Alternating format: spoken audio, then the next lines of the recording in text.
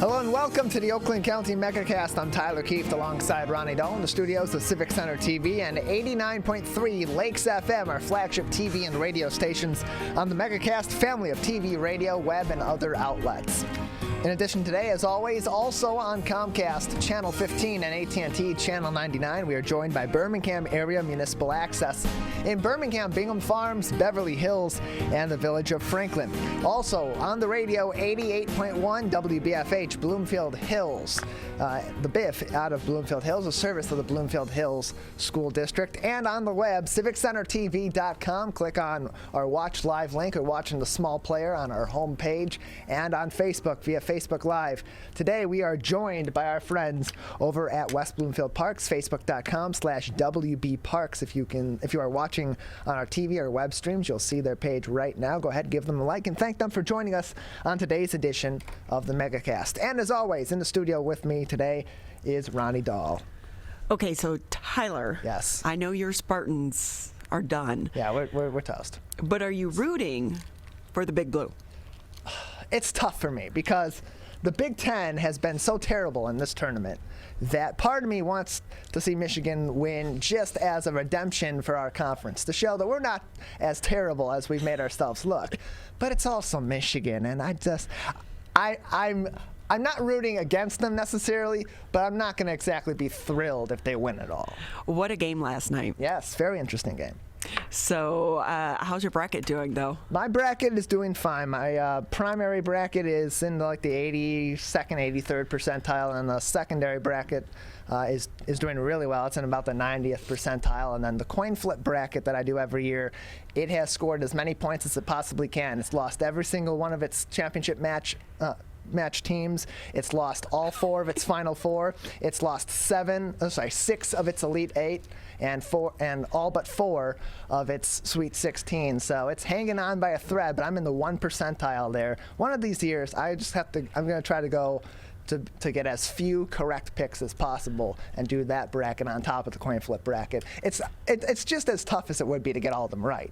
That's why I was saying, it was like, it almost seems like you're doing really well if you were picking all the losers. Yeah, almost. So many people are feeling your pain, though, Tyler, because it's been a crazy season already, but that's why they call it March Madness. Yeah, that's why. It's been a lot of upsets, a lot of really close games, and it's only going to be getting crazier, I think, going forward, as a lot of these contending teams have not had a lot of experience against these teams that have not played up to higher competition and don't have as much film on what they do against some of the more high caliber teams. And that's how these mid-major teams and these lower seeded teams sneak up on these contenders, as they're called, every single year. Well, it was a beautiful day to get outside and play some basketball. The weather was gorgeous yesterday, and today it's going to be pretty much the same. I think it's going to reach 70. Yeah, it's looking like it. In March. So if you didn't get a chance to get outside and enjoy the weather yesterday, do it today, because it's going to be changing. Rain is moving in. The front is coming through. And I think we're going to drop down to like the 50s by the weekend. Yeah, it's looking that way. It's looking like the next couple days aren't going to be nearly as nice as it has been. So if you have a chance today to get outside and enjoy the warmth and the sun before it goes away for just a short little period of time, it's a good day to do that. These are little teasers from Mother Nature. Of course. These little spikes in the weather, just enough to get us to want it more, and then boom, it goes back down. But as long as we don't see snow, I'll consider it a win. So will I. So with that, we'll jump into the day-to-day headlines. Oakland County is going to be moving its stockpile pandemic supplies. Oakland County is going to be storing its inventory of personal protective equipment and vaccine supplies in a new space. So for the past year, Roger Pinsky, the chairman over at the Pinsky Corporation, located there at Woodward and Square Lake, donated warehouse space to Bloomfield Township, saving the county about $200,000. But Pinsky recently informed the county that he needs that space. So you got to go. So the county has identified a 27,000 square foot facility in Pontiac. It's going to cost about $175,000 a year. The Oakland County Emergency Operations Center has been purchasing PPE as needed to maintain inventory. Now, the county is using a majority of the stockpile right now for vaccine clinic operations. They're hoping to try to maintain a 6-month supply of inventory. That would go to help support government operations, and then another 30 to 60-day supply to support groups outside of the county government, such as hospitals, because, of course, all across the United States last year at the beginning of this pandemic, we were caught with that massive shortage in all PPE. Yeah, and they want to make sure that if there is another spike in the local area, especially with what we currently have going on in the state of Michigan, where it has been an uptick in cases as of late, where the much higher contagious UK variant has been found in the state in a variety of places. They want to be assured that if there is a spike in the local area and hospital systems do need more help and need more of that personal protective equipment, that the county has it and doesn't run into a situation where they're scrambling to help these systems in our medical infrastructure to address COVID-19, because even though we're getting close to the end of this pandemic, at least it looks that way, it can always take a turn backwards. It's done that multiple times before, and the county has to continue to be prepared for that. And so we have to keep in mind that there's a balance here, because so much of this has a shelf life. So you can't just buy it and store it for the next 3 or 4 years, because it can go bad, basically. So you have to find that balance with the logistics to get just enough of what you need. So also, if it reaches its expiration date, you can get rid of it and it's not costing you a ton of money. But hopefully the one thing that came out of this pandemic long term is that we've come to realize and recognize our reliance on getting so many of these products from other countries such as China, that now we can produce a lot of this here in the United States. Yeah, and a lot of those partnerships have been made locally now for that next crisis that comes up, whether it be a medical crisis such as an epidemic or a pandemic like we've been going through over the last year and some change, or another crisis. I mean, we talked recently with Automation Alley and their partnership with the county to provide 3D printers to a number of manufacturing companies in the local area, with the caveat that in the next emergency, the county can call them up and say, hey, we need XYZ resources and we need them now.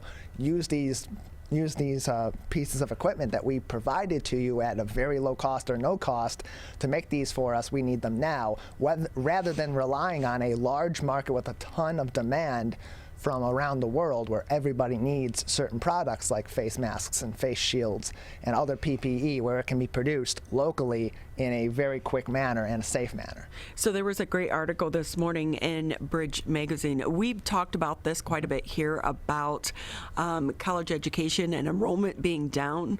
But they are now saying that Michigan high school graduates enrolled in college this past fall at the lowest rate in at least a decade. So less than 55% of the 2020 Michigan high school graduates enrolled in college within 6 months of getting their diplomas. That's a plummet of 5% points in 1 year.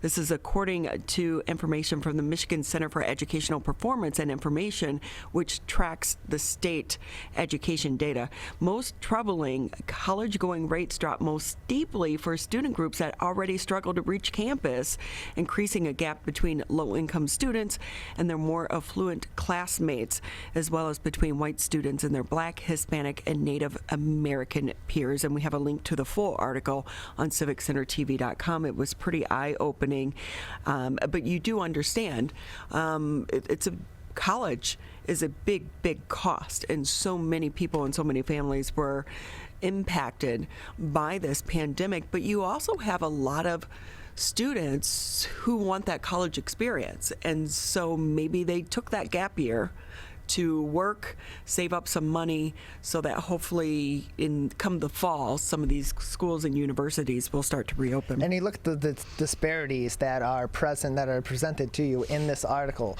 the disparities between lower income and more affluent students, between students of color and white students. You see that those disparities even when there are good times and there are there is full enrollment or mostly full enrollment at these universities. And during a pandemic, you got to think about other factors that also play into not only these disparities that are already there in general pre-pandemic or during pandemic and post-pandemic, because these are problems that have yet to have been solved on a wide-scale level, but also the pandemic factors that go into it, needing to support your family, the cost of college when you're maybe not working and your family maybe isn't working, and you need to support one another because you're in your quarantine pod and everybody needs to be focusing on their health and their family's health and their well-being more so than getting an education, so those gap years come into play. Or simply they decide to bow out and work because their family needs them. And whether that is in those groups that are more commonly enrolled in college and without much issue, or in those areas of disparity such as lower income and people of color, those issues are only going to be more profound during a crisis like this. Well, and I don't know about you, Tyler, but I've been trying to encourage as many people as possible to sign up for some of these new programs that the state is offering for free college tuition when it comes to community colleges and trade schools as well, because we need so many people to go into a lot of these trades, and they can get those certificates, they can get that education through these programs that the state has set up, and so it's available. Take advantage of it while you can. But of course, we also know there is a side cost too. Even if you can get your tuition, you still have to pay for bills or books and some of the other bills that come with attending college, but also that a lot of it has to do with time. Right. You know, the good thing, so many of these classes are online now, so you can kind of fit it around your schedule. But if you're having to work 2 and 3 jobs, it doesn't leave you a lot of time and energy to try to get an education as well. Yeah, and hopefully this pandemic and the crisis we've seen at colleges and in the disparities in education, hopefully that encourages more work on that after this pandemic and as we come out of this pandemic, because as much as we've seen these issues be inflated during the pandemic, they didn't just arise in the last year. They have been there. The cost of college continues to rise and become less affordable for people in less advantaged communities. And the need for education, whether it be community college, whether that be a 4-year college or university or a trade school, is extremely necessary in order to be competitive in the job market, which now is even more important than ever. So with that, hey, a little bit of sweet news in the middle of this pandemic. Krispy Kreme offering a free donut to those who have received 1 or 2 doses of the vaccine.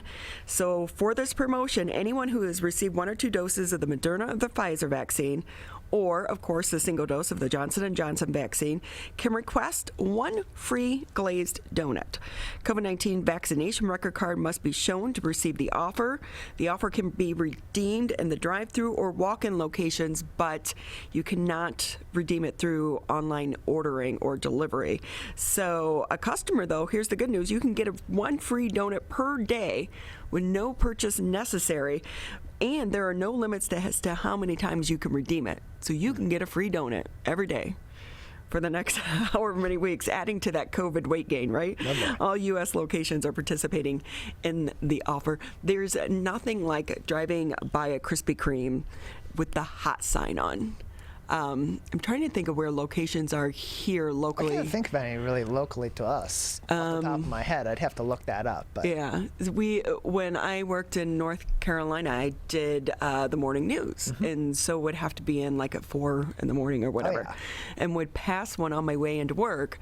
So if the hot sign was on, you knew to stop. And get the donuts and take them into work, because then you became a friend to everyone. Loved you then. Right. But yeah, they taste completely different too when they're hot.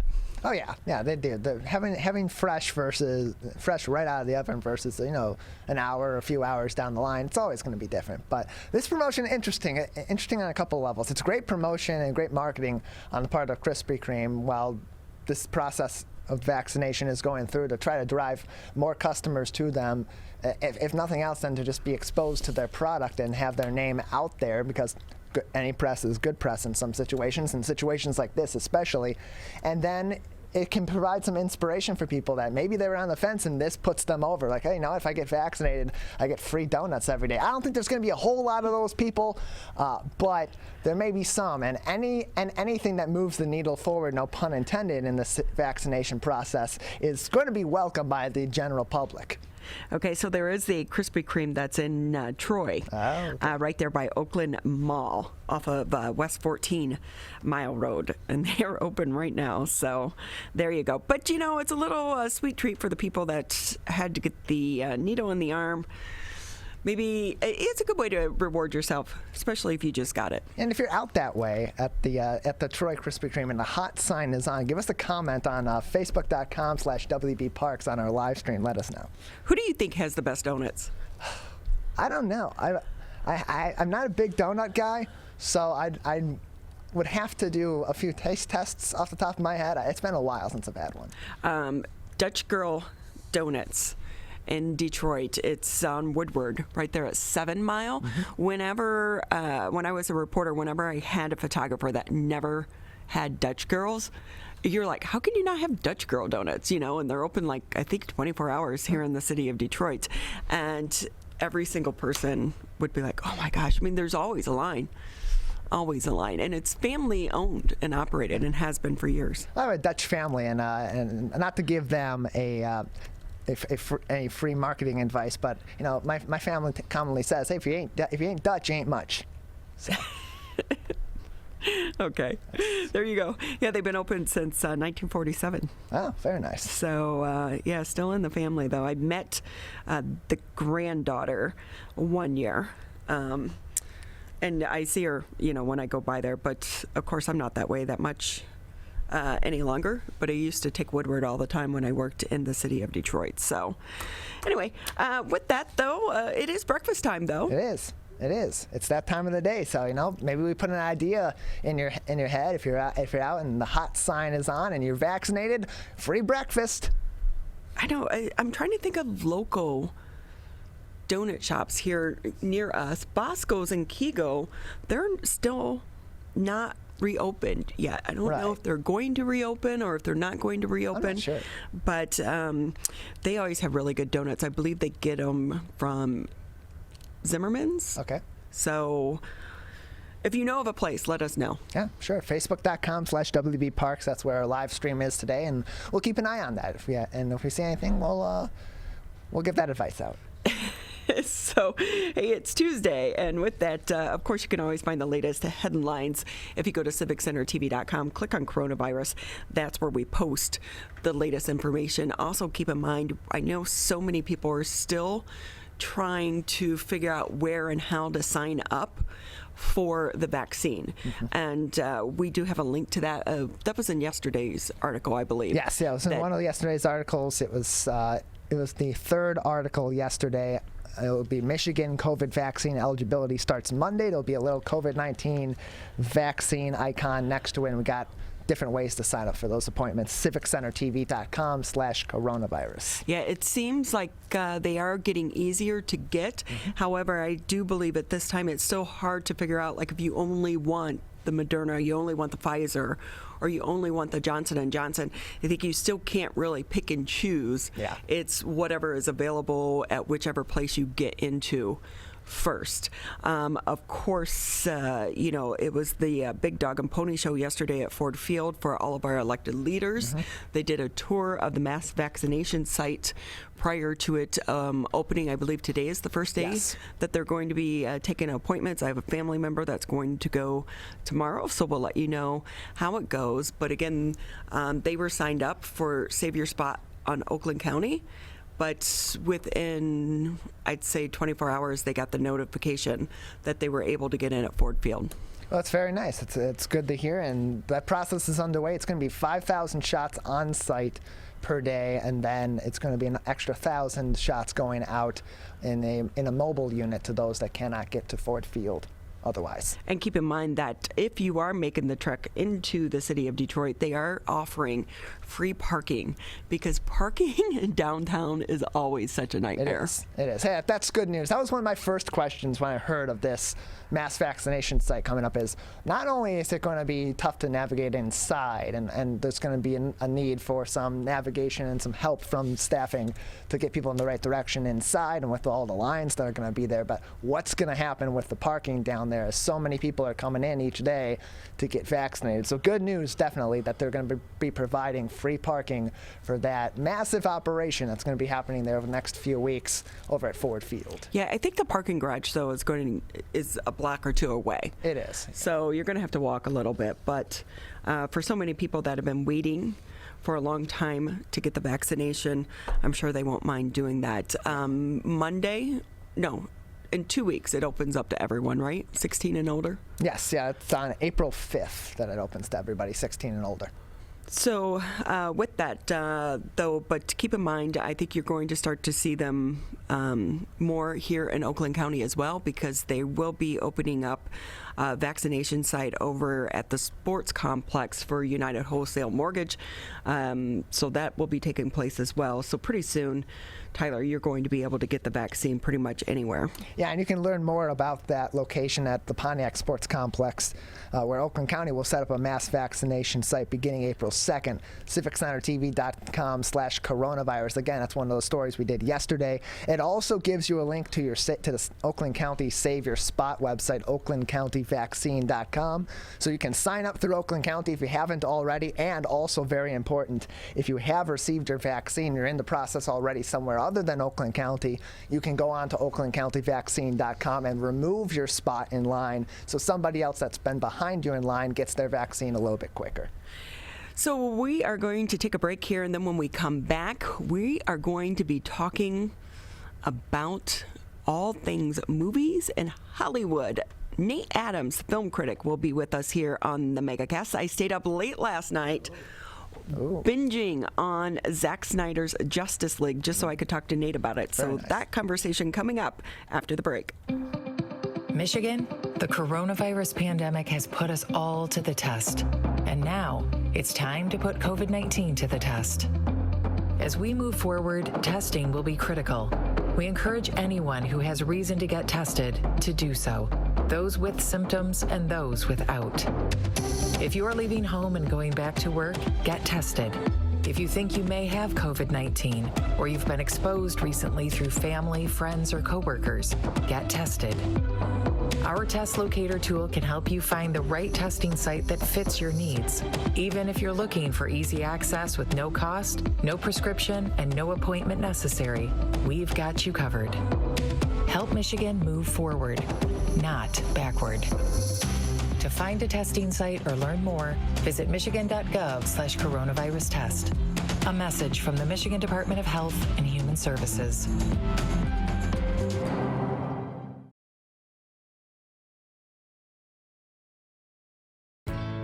The only way to beat COVID-19 is to face it.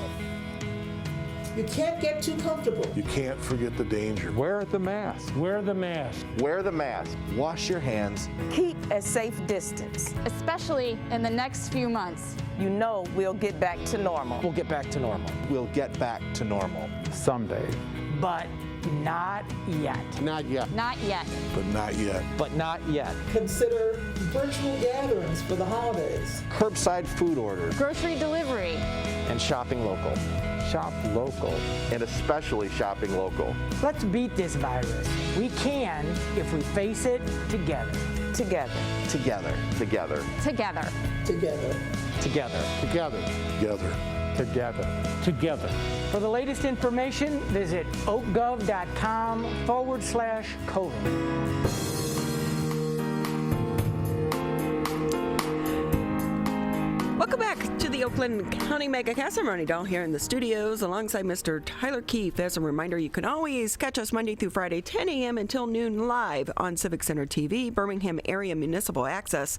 You can also tune us in Channel 15 if you have Comcast, 99 on AT&T, or listen to us on the radio, 89.3 Lakes FM, 88.1 FM The Biff.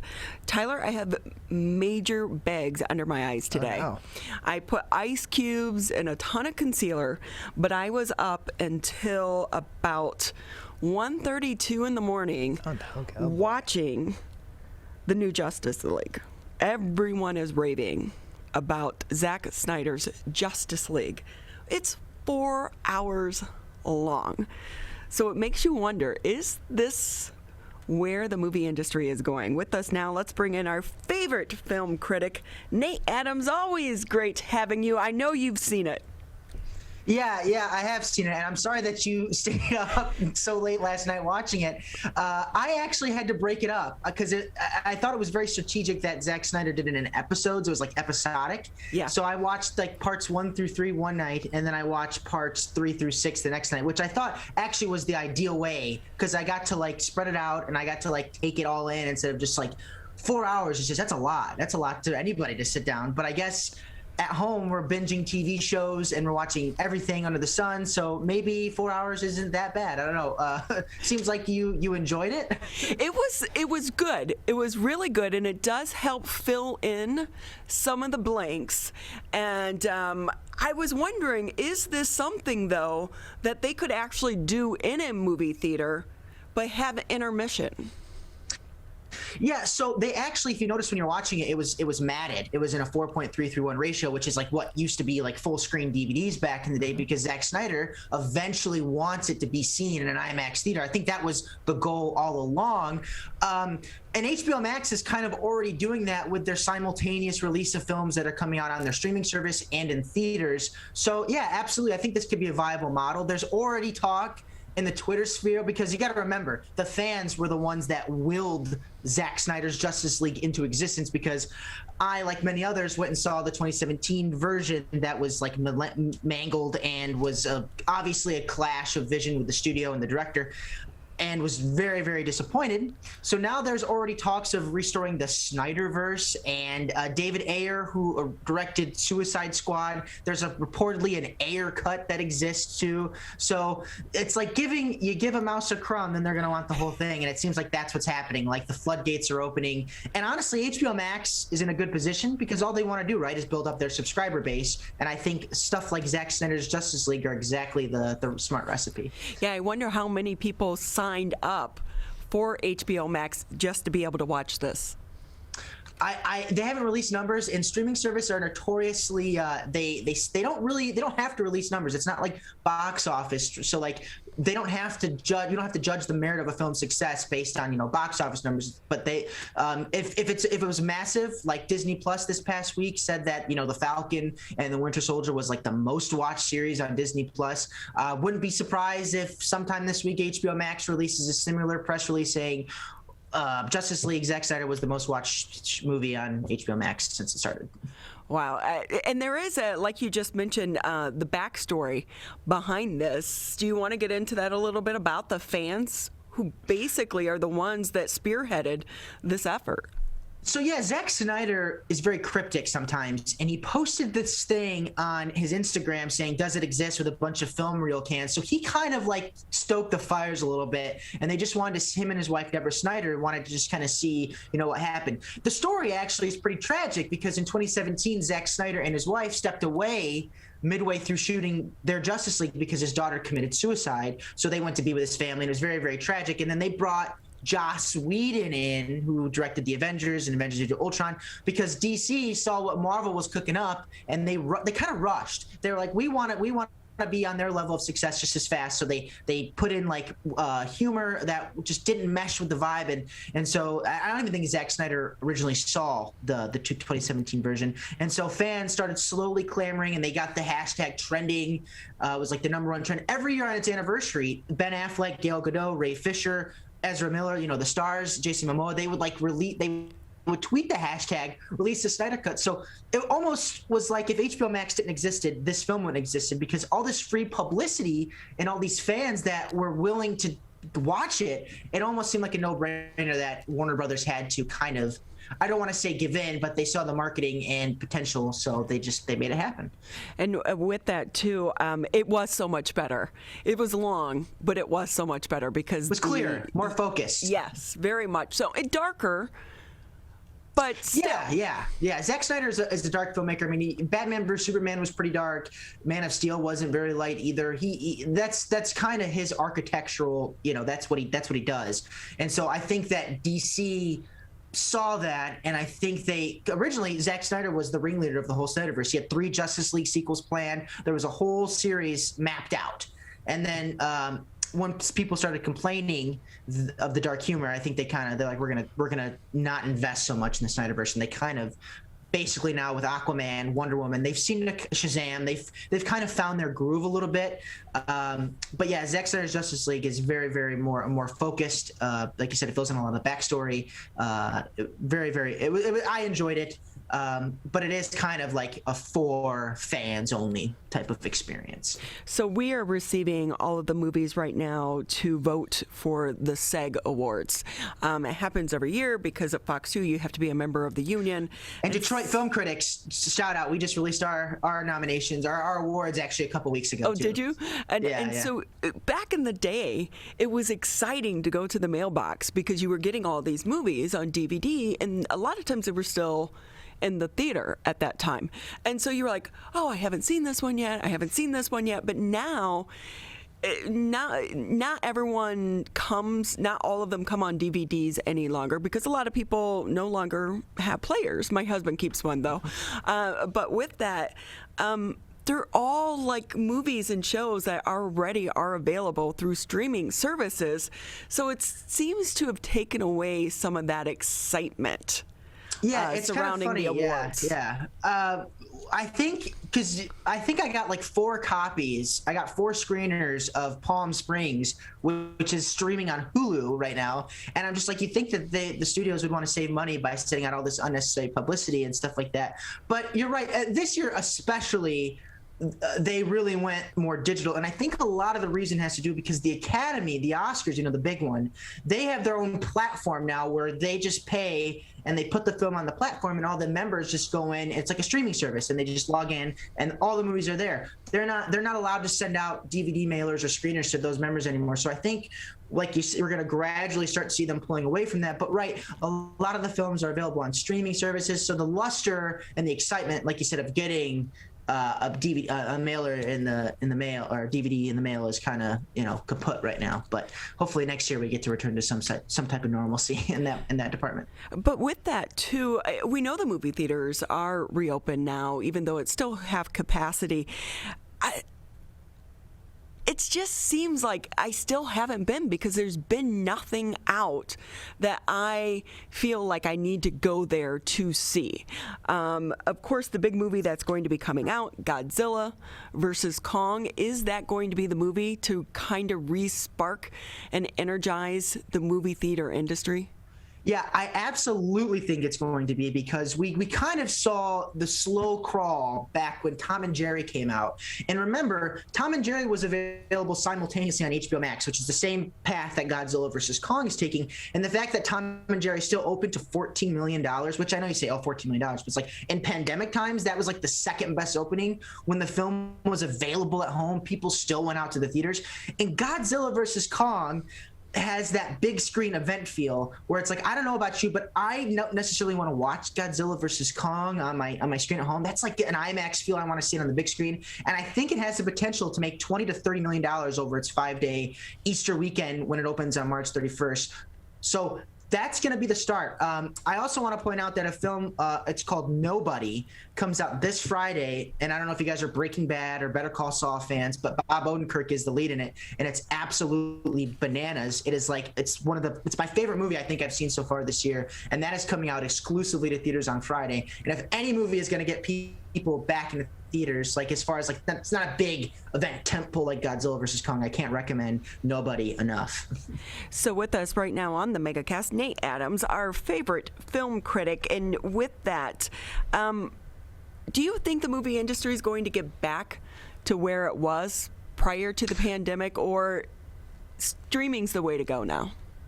I think theatrical exhibition is a big deal. And a lot of these big franchise tentpoles, your Quiet Place 2s, your Mission Impossibles, your Top Gun Mavericks, all of those, they need theatrical exhibition to survive. I mean, Disney made $11 billion in 2019. They would not have made that at streaming. Movies like Black Widow, Avengers Endgame, they don't make their money back off streaming. They make it from global marketplace. And obviously China's in a much better place right now. Their box office is booming. I think an Avatar from 2009 was re-released last week and made like $44 million. So it's like Avatar. It also reclaimed the highest grossing film of all time because Avengers Endgame had it by like 7 million. And then Avatar was re-released and now it reclaimed the top spot. It's a wait and see. I think what's going to be interesting to watch is the windowing change, right? Because now we're seeing, 2 or 3 weeks after a film is in theaters, they're coming on either the streaming service. Paramount Plus said they're going to have a 45-day theatrical exclusivity, and then it's going to go on Paramount Plus. So that's going to be interesting to watch. If people, knowing that a movie is going to be available 3 to 4 weeks after its release at home, they might just wait. That's going to be the interesting thing to see. But I think your Marvel films and your big budget tentpoles like Fast and Furious 9, those are still going to do a killing, because even if they're in theaters for 30 days, studies show that 95 to 98% of the film's gross are made in the first 4 weeks. So anybody that wants to go out and see it in a theater are going to see it regardless. So with that, when it comes to some of the streaming services, we know Netflix has recently announced it's going to be cracking down on password sharers. How are they going to manage that? And do you think all of the streaming services are going to start to follow that? Because I will say in my family, I have Netflix and Prime, and so some family members may use that, but then we use their Disney, because there are so many now. Yeah, I think that the pricing and the model, even when Disney Plus was bringing their presentation to investors and talking about the streaming services, the password sharing was kind of built into their model because they just knew it was going to be inevitable. I'm not sure, because the joke with Netflix, right, is, well, whose Netflix are you? It's never like, oh, I got Netflix. Oh, I got my grandma's Netflix or my aunt. It's never who you I think I actually am paying for my Netflix and my family uses it, so that's kind of funny. I don't know how they crack down on it. I think they have a thing where you designate that you're the owner and then you give out your 4 passwords, and then I think Netflix is just going to have to monitor it. To be fair, they can do whatever they want on their Netflix, and they're a huge company, and I don't know if necessarily restricting access through password blocking or whatever they're going to do is going to work, but it's not going to hurt them either because they're Netflix and they have 200 million plus subscribers globally. So we'll just have to wait and see. I'll be interested to see how they do it. If they do it right now, it might just be a tactic to kind of just encourage others to get their own Netflix account. We'll see. We just gotta wait and see. But the Netflix price has increased dramatically. I think when I first signed up, it wasn't even $10 a month. Now I think it was $8.99. Yeah. It depends on your plan too, because they have the single screen, they have the triple screen, and that's the issue that I run into, because if you don't have a certain plan and you have 5 people on your Netflix account, if 2 people are watching something and I go in to log in, I can't watch something because only 2 people can be watching at a time. So Netflix is smart in that way, because then, I have to upgrade my plan to watch the show that I want to watch right now. And 9 times out of 10, I do it because it's whatever, it's 1 month, and then you don't get rid of it, and then Netflix knows what they're doing. So for anyone that may be listening or watching out there right now, if they are new to the streaming service side of the house, which one should they sign up for? Because there are so many right now. So I think studies show that 3 people generally will get 3 streaming services, and Netflix, I think when Disney Plus came out, everyone said it was going to be the Netflix killer, and I never thought that for a second, just because Disney Plus is more targeted at families. And the only time I find myself logging into Disney Plus is when WandaVision or Falcon every week. That's when I go to it. But other than that, I am turning on Netflix more often. I think you got to have Netflix. Amazon Prime has probably the biggest collection of films out of the biggest catalog, I should say, out of all the streaming services. And then, if you're a big Star Wars Marvel fan, you gotta have Disney Plus because they're gonna have all those exclusive shows. So those are the top three, but not close behind. HBO Max is a great library of content. And then obviously I love Hulu because they have that next day TV availability, like FX on Hulu. You can watch like local TV show, Saturday Night Live. I do live in a bachelor household. We do watch The Bachelor. That's okay. Nice we won't tell anyone you said that. Okay. I'm not ashamed to admit it. I think it's fun. It's fun distraction television. I don't have to think about anything. So is cable going to be a thing of the past? Eventually, I don't know. It's tough to say because sports. NFL just renewed their agreement with most cable providers for 10 years. That's huge. I think that no streaming service has been able to replicate the sports experience. Like right now, March Madness, you got TNT. You still need your cable login provider to watch, TNT, TBS, all those channels that are broadcasting the March Madness games. I think what's going to happen eventually, though, that there might just be a streaming service. I mean, ESPN Plus exists, but it's not with live sports. So eventually I think someone needs to get the licensing rights to all major sports broadcasts, and then they might start their own streaming service. I'm not sure. But as far as like cable, like, your A&Es, your AMCs and things like that, it'll be tough to survive. I think they got to adapt to the times. Nate Adams with us here. He's a film critic here locally. Nate, where can people find some of your work? Where's the best way to check you out? Yeah, the best place. I'm on Rotten Tomatoes. You can check out my work too. My main website outlet is theonlycritic.com, and you can find me on Twitter and Instagram and all my content. My South by Southwest Film Festival coverage, which was last week, is going to start spooling out this week. So I saw 17 films, all very different varieties, and I'm eager to put some stuff on people's radars. Oh, great. Well, we'll be checking that out. Nate Adams, always great having you with us here on the show. Thank you. Thanks so much for having me. I look forward to hopefully coming back and we're in a better place and we can say Godzilla versus Kong smashed records and movie going is back, Right. I will say last night I was like, I need some movie popcorn. Yeah, go to your local. A lot of your local places are doing a lot takeout popcorn. So, and I try to patronize whenever I can. Because it does taste so much better than what you make at home. Correct. Absolutely. Nate Adams, he is the film critic. So great having you with us. We're going to take a quick break here on the Megacast. And when we come back, we'll be speaking with the general manager for the new Daxton Hotel, which just opened up here locally. This is the Oakland County Megacast. COVID-19 has caused many families to fall behind on finances and on groceries. But you're not alone. You shouldn't have to worry about putting food on the table. MyBridges offers access to quality food and income assistance to help families across the state get the food support they need. It's easy to apply and easy to start shopping. Apply for services at michigan.gov/MIBridges. A message from the Michigan Department of Health and Human Services. Michigan, we're calling on you to save lives. Don't ignore it.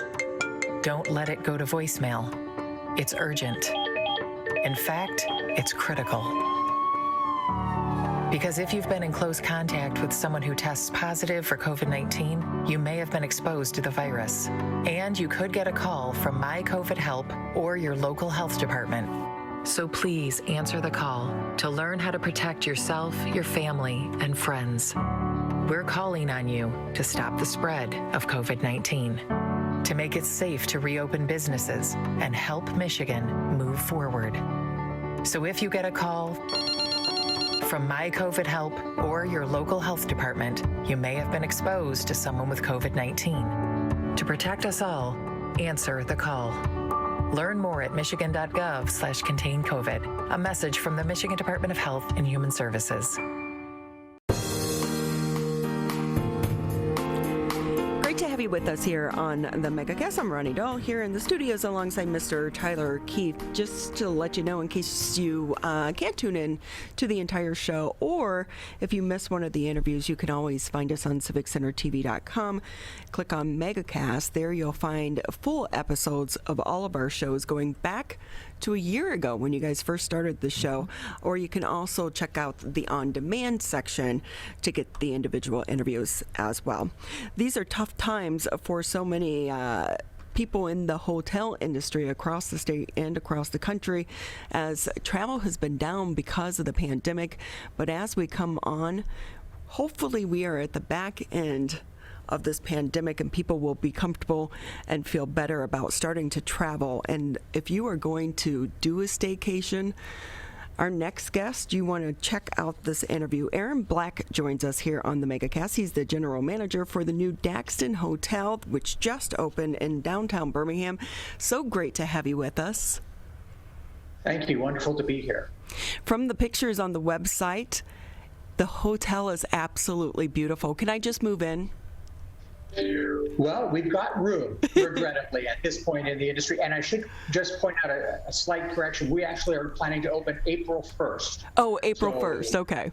Yes. So all the sounds you might hear in the background are the sounds that a hotel makes 10 days before it opens.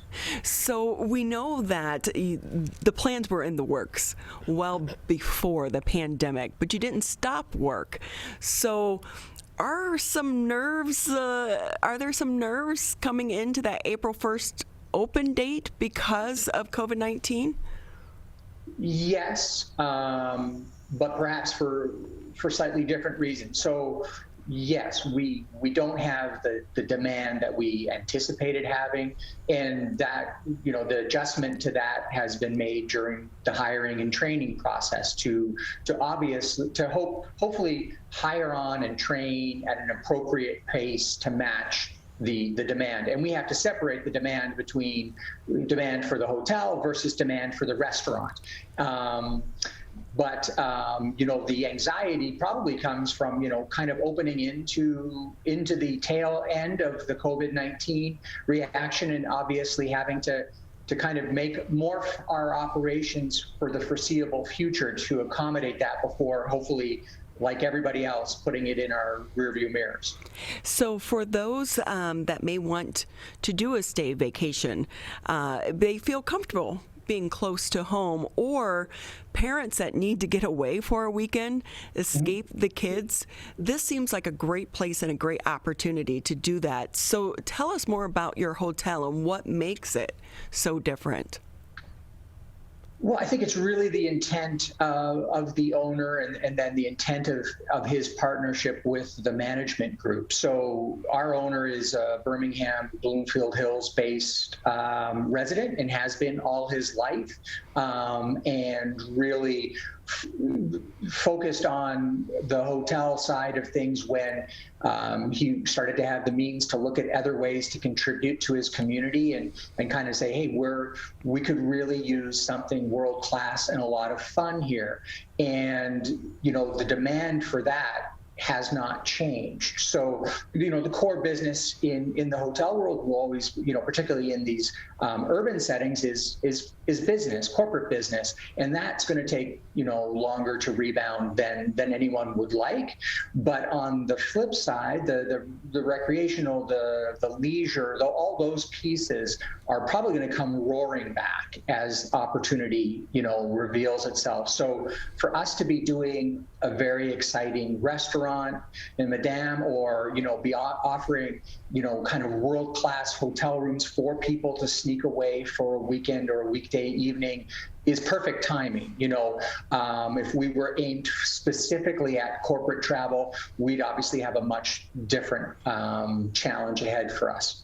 And so with that, so many of these boutique hotels also rely on your unique setting to attract people to your location. What is the atmosphere? So it's very contemporary, very culturally and artistically focused and supportive. So we, through the Imperium Hotel Group's utilization of a director of lifestyle role, we have someone in place who is very talented at creating bonds between the hotel and the community that surrounds it. So we open already with partnerships with a local sporting goods store to host a run club, or connection with a local fitness business to provide yoga or fitness classes. So we do a lot of things to create inroads and connectivity with our local community.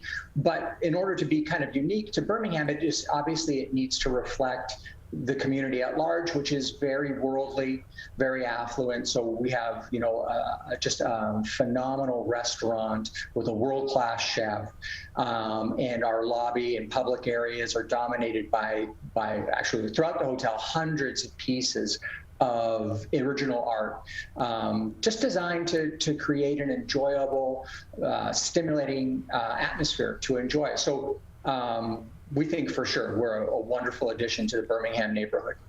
And with that, too, Aaron Black with us here on the Megacast. He's the general manager for the new Daxton Hotel, which will be opening in the downtown Birmingham area come April 1st. Wedding season is getting nearer. Mm-hmm. But the wedding industry has been thrown, a curveball during COVID-19. Sure. How have you looked at that side of the business going into this upcoming summer season? Well, if anything, it's put it requires a little bit more bandwidth and a little bit more attention, because there are a lot of people hesitant to make major moves quite yet, and kind of hoping that things will significantly change before their big date arrives. So there's a lot more back and forth with the clients to just kind of understand, we commit to one thing at this point. Everyone has hopes that it will things will ease up and allow us to kind of change the event, but it just means we come back and forth with them several times to keep track on how safety restrictions and health restrictions are evolving. But in terms of, yes, there's everyone who didn't get married last year and was capable of delaying it. They're out there needing a place to come, and then there's everybody who just decided to get married this year. So it is a very active market. And what a beautiful venue as well. You want to talk about making your place unique, your wedding and the backdrop unique and special. This is going to be a great place because then, too, you're so close to Birmingham, which, a lot of couples like to make that their backdrop for their wedding photos as well. So as you're gearing up to open, have there been delays along the way because of the supply chain? Not significantly because of the supply chain. Our timelines would allow us to kind of deal with those predominantly. I'd say we're probably have less than a dozen items that are critical to opening, or not even, I wouldn't even say critical to opening, but items that we would like to have in place by opening, but they're not significant enough to delay us. But yes, through the course of the project, obviously with the construction shutdown last year and then the ramp up, we absorbed a lot of that supply chain disruption as we came back fully online. It took us a little bit longer to ramp back up to full construction speed than we probably would have expected or anticipated in other scenarios. Aaron Black with us here on the Megacast. He's the general manager for Daxton Hotel. We've had someone else say, remember during the Spanish flu, we then had the roaring 20s. Do you anticipate coming out of COVID-19, people are going to want to travel? They are going to want to go to some of these high-end restaurants and experience life more so than maybe before the pandemic? I think the industry data suggests it, but I always look at that through the filter of my own experience, and I think that likewise, I feel that people are going to, maybe I guess you could just phrase it as rebound. I think people will rebound aggressively, and I do think I think people will still be careful, and I think people will attend events or go out on special occasions. And we're just lucky that we coincidentally built probably the best hotel in the state to celebrate a special occasion at, so really, if you're looking for an incredible evening to remember as a combination of a fantastic dinner and overnight stay we really feel we're one of very, very small number of options for you. And obviously, we're the newest and kind of most interesting at this point. And do you think because you are new, that's going to attract people to your hotel, at least in these beginning first few months, because they'll feel like it's cleaner and safer? Cleaner and safer, yes. I mean, I think that's a little bit subjective, and I think that's, say that that's, in the individual's eyes. I think everyone in the industry is doing their absolute best to make sure that their environments are safe and clean, and understand that's an extremely sensitive topic to travelers and diners.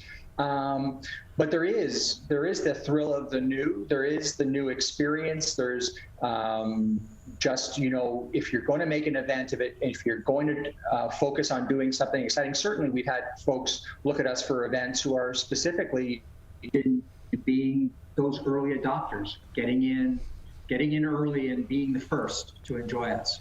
It really is like a mental game with us now. Sure. Yeah, absolutely. I mean, I think there's always people who want to try the new thing or have the next, whatever's perceived as the next best thing. So we'll benefit from that halo effect in the short term, and then inevitably somewhere down the road, there will be somebody else will enter the market and have that crown for a while.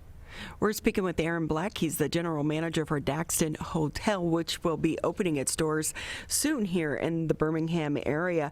What has it been like for you to try and get enough employees right now? Because so many businesses are hurting because they can't get enough staff members.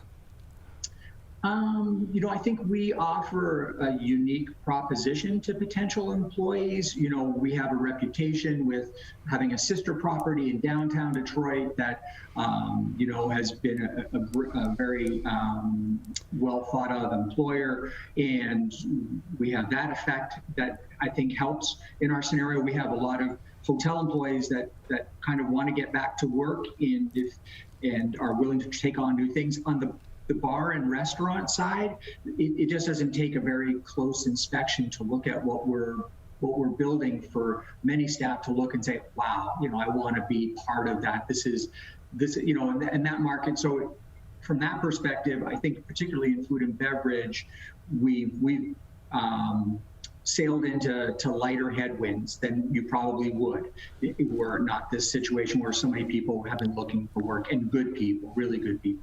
So are you still hiring at this point, or are your staffing levels taken care of? I think we're always hiring. I mean, I think there's certainly, we have got a major wave of employees who are in the building now, have been in a significant training groove, if you will, or program for the last week. And we'll certainly find that we've got some great fits, and we've got some folks who may feel that it's not really for them. And then we need to look ahead to kind of how we project or forecast the business is going to keep growing. So we'll get open, but within 6 to 8 weeks, we'll need another infusion of additional people to kind of support the additional business. So it's going to be an ongoing process through the summer for sure. Aaron Black here with us on the Megacast. He's with Daxton Hotel. Are you taking reservations already, or how does that side of the house look right now?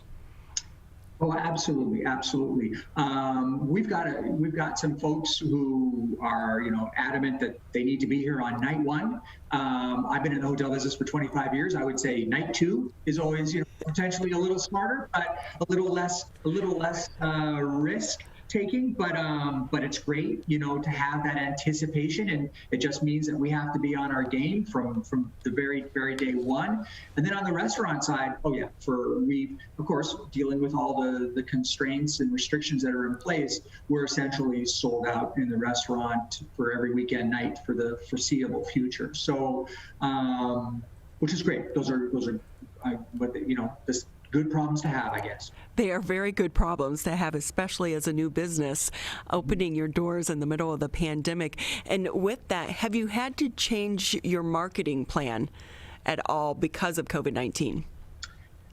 Yes. I mean, I think if you can't build a base or that of corporate travel or there's not a lot of group business, occurring, you still have those rooms. They still, they're of much more value to you full than empty.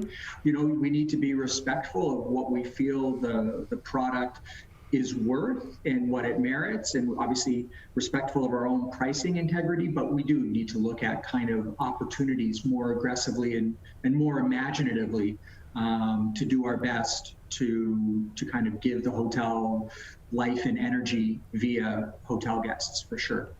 Yeah, I think it's going to be a while before the business entity starts to get back to where it was. I know a lot of people are excited to start to travel again for work, but some companies now are saying, hey, maybe they don't need to travel like they once did. But Zoom is not the same as in person. So hopefully that side of the business picks up. But in the meantime, what a beautiful luxury hotel right here in our backyards, and such a great escape for a couple, just for a night or for the weekend, because so many people are stressed out right now, homeschooling, working from home. What a great way to get away.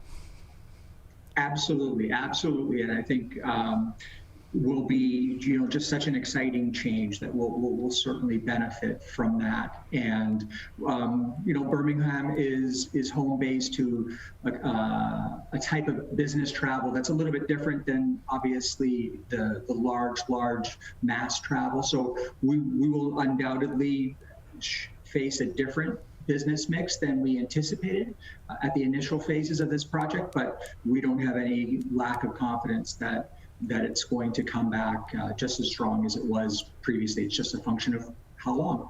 So, Aaron, how can people find out more information about the hotel? Well, probably the simplest thing is to visit the website at www.daxtonhotel.com.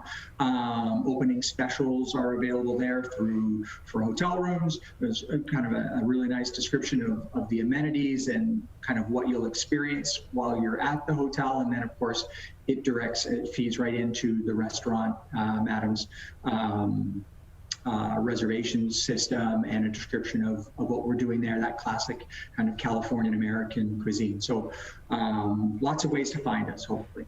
Well, good luck on the opening. It really is a beautiful facility, and we're so lucky to have you in the neighborhood. Well, thank you for having me today. Much appreciated. Aaron Black, General Manager for Daxton Hotel, opening April 1st in Birmingham. We're going to take a quick break here on the Megacast. You're listening to 89.3 WBLD Orchard Lake, 88.1 WBFH Bloomfield Hills. Hi, my name is Kurt Lawson, and I'm the Public Information Officer for West Bloomfield Township.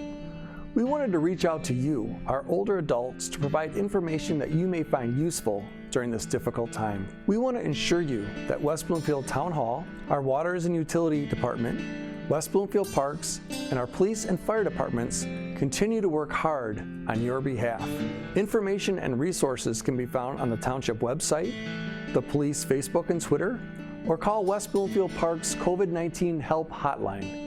Please remember to keep your social distance of at least 6 feet, wear facial coverings when you leave your home, and wash your hands for at least 20 seconds with soap.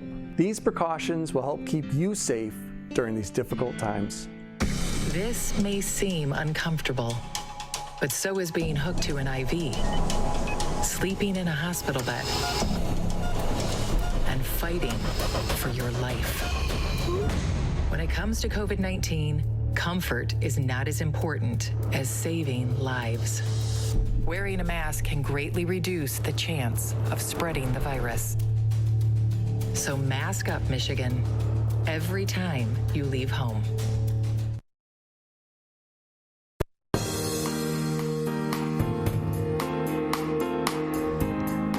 Thank you for tuning into the second hour of the Megacast. I'm Ronnie Dahl here in the studios alongside the one, the only Mr. Tyler Keefe. Can you believe it's been a year?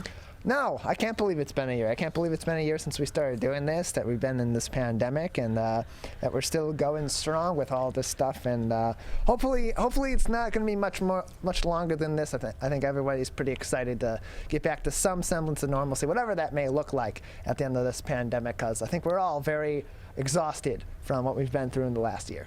That is so... to say the least. Right, exactly. But, the good thing about this show, we have such a wide range of guests, 25 guests a week. That's a lot of people to book. For a show each and every week. But one of the great things about the show is we're able to get new people, but also revisit with some of our guests as well. And the goal here is to try to bring you some of these long form interviews so that you can get the full interview for yourself, because we know, as you know, reporters, you're out on the streets, you're always doing these interviews, but you at home, you might only get to see 20, 30 seconds of that. So this is one way for us to be able to keep the community informed. In the 11 o'clock hour, we're going to be speaking with Lieutenant Sarah Krebs with the Michigan State Police. It's going to be the first time we're speaking with them. They have a good program coming up, Purses with a Purpose, and we'll be talking to her with that. Of course, our good friend Suzanne Levine will be with us talking about SOS, Support Our Shops. But first, before we get to them, we are going to kick off the 11 o'clock hour. Noelle Essig with us. She is a college and career counselor for West Bloomfield High School. Great to have you with us. Hi, Ronnie. Thank you for having me. Yeah, it's hard to believe it was a year ago. I feel like I was on the show and we were a lot of unknowns. So here we are again. Thank you for having me. Well, Noelle, we just, one of the headlines today, Bridge Magazine had a big article about less than 55% of the 2020 Michigan high school graduates enrolled in college within 6 months of getting their diplomas. A huge drop in the number of high school graduates going to college because of the pandemic. How are things looking this year, do you think? Is it going to be better next year? I choose to believe it's going to be better. I think, nationally what we know, it was kind of with the pandemic and then the reality that there are less high school graduates graduating from high schools, and colleges were kind of prepared for that little bit of a burst that they were all going to be competing for students. And then the pandemic hit, and then students started to make some heavy decisions of, well, if I'm planning to go out of state or away from home, I'm going to be in my parents' house. That's not really that college experience. Do I want to put it off for a little bit? And I think at least in our high school, I didn't see so much students putting it off, but I think they were much more open to doing things differently. Where about 5 years ago, I felt like students and families were very caught up in name recognition. And I see a beautiful trend right now of, okay, looking at the cost of education, let's be open-minded. And I think with the pandemic, we saw students, maybe attending out of state, but doing it from their home. So there's more of an open-mindedness of, maybe I can look at doing things differently, looking at colleges where I could be rewarded for my grade point. So I see that as a trend more in our building right now, anyway. So is there a benefit for some of the students then, if as many students aren't going to college, they might be able to get into some of their top picks of their universities, whereas maybe 5 years ago they wouldn't be able to? Yes and no. So one of the things that we're seeing is, so nationally there are less students applying for college. However, those that are applying to many more than they ever have in the past. So with colleges going test optional, or many of them using, not having that set score that they must have or see to look at, more students, those individual students, instead of applying to 3 schools or 5 colleges, which we would see in the past, they're applying to 10 or 15. So college applications are up at our most highly selective colleges in the United States. So those admissions personnel are very overwhelmed because they have many more applications to look at. So it's just that piece of it has changed. So I don't know that it's necessarily gotten any easier to get into those highly selective schools. But for our colleges that are not as selective, I think we're seeing that there's more merit opportunities available and some, great opportunities. We're fortunate in Michigan. We've got many awesome colleges for our students to choose from. So many of them choose to stay in state. Noelle Essig with us. She's the college and career counselor at West Bloomfield High School. Noelle, I feel like there's so much pressure on high school students to figure out what they want to do now. When I was going to school, you went to college to figure out what you wanted to do. Now they're really having to say, no, I want to go into this, because even if you go to Michigan State, there's different schools within Michigan State. Are they still feeling that pressure, or because of COVID-19, has that started to relax a little bit?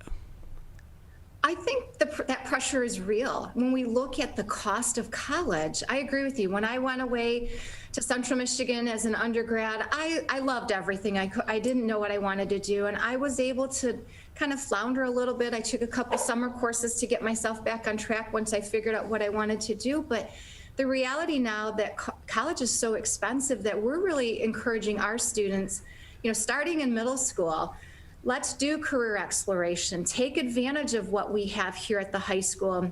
We're fortunate we have a 7-hour day. So there's room for electives for our students. And there's, just this huge variety of electives that I didn't have at my high school. I think high schools have stepped up with trying to give our students opportunities for career exploration. So yeah, I do think that there's a little more pressure to try and figure it out, just so that you can make sure that you graduate as quickly as possible due to the cost of it. But certainly, colleges still have those general education classes that students are required to take, with the idea of helping you explore and figure it out so that you're not far behind. But yeah, we really push our students, take advantage of exploring, doing internships, whatever it is that you can do, take a variety of classes while it's free. And then taking advantage of career search tools that we have at our school.